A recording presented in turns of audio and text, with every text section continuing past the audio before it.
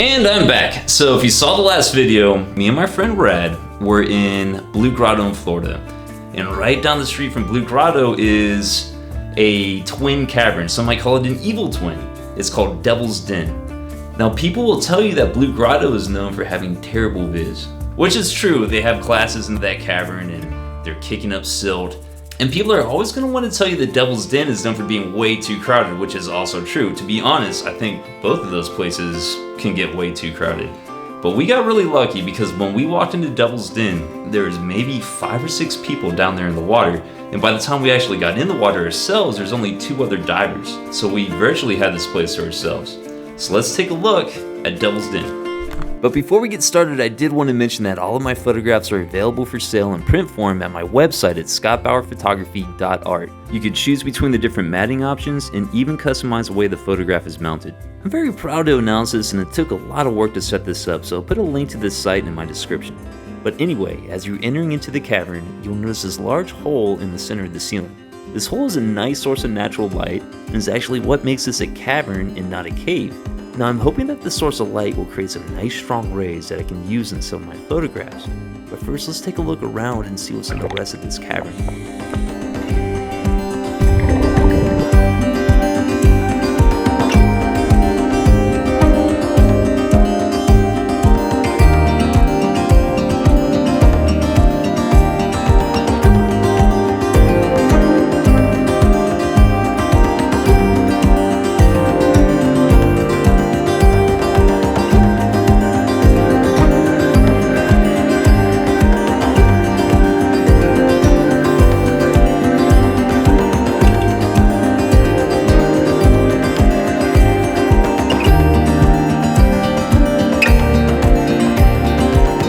The farther down we go, the tighter the spaces you're getting.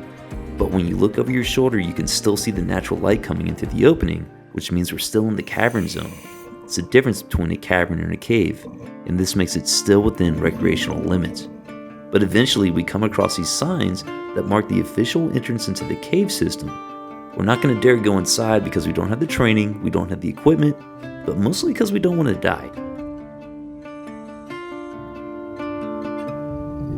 Taking a look around, you'll find that there's passages and swim-throughs that are all very tempting to explore. This one in particular has caught our attention, so we're going to go in and take a look.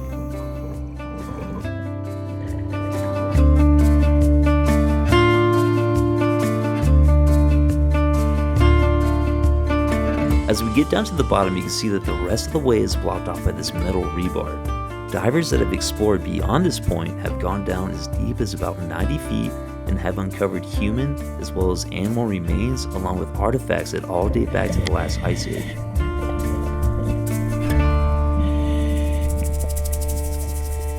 We're approaching the end of our dive and are starting to run short on air. We eventually make our way back towards the light and go back towards the training platform.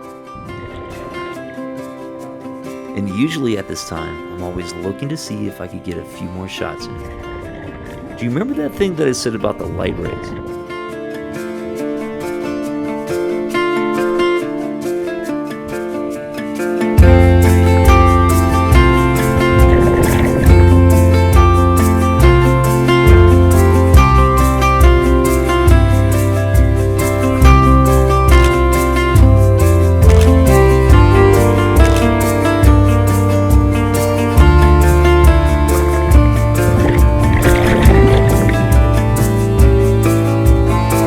Decided to wrap the dive up, but not before I get what I consider to be one of my favorite shots for the entire dive.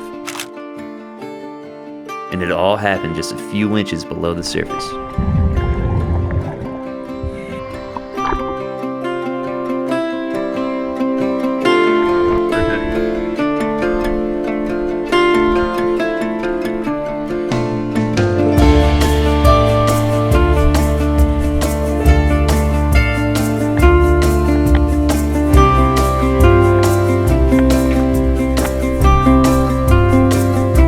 That about brings this video to an end. As always, don't forget to subscribe. And as I mentioned earlier in the video, I'm very proud to announce the opening of my online print store.